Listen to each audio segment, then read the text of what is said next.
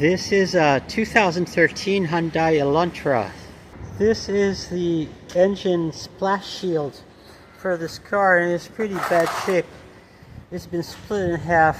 We're going to replace it. Luckily, there is a very affordable replacement available. You might ask, what's the importance of this splash shield?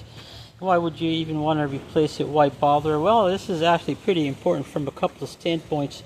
Number one, it prevents like water and other road debris from entering the engine compartment from underneath and potentially causing damage, and affects especially the radiator and condenser.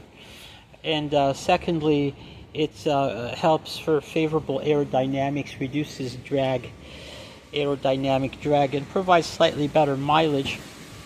So that's the reason you would want to replace this. This is the replacement item. It looks exactly the same as the original. We're going to see how it fits.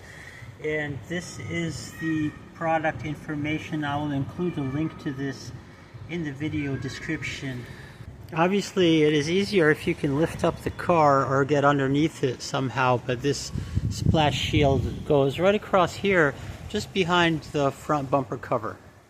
So there I have the new shield mounted, and it is a very good fit. All the mounting points match up.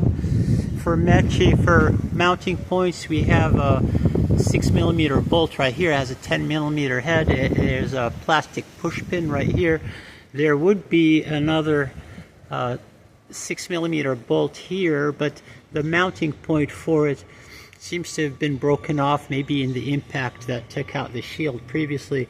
Here's another 6mm bolt and another push pin and another bolt. So 4 6mm bolts total, and a couple of push pins. And you can get the push pins out of assortment like this that you can buy pretty affordable. Then you have enough to last you for every conceivable repair that you ever have to do. Well, I just run through this pretty regularly every few months.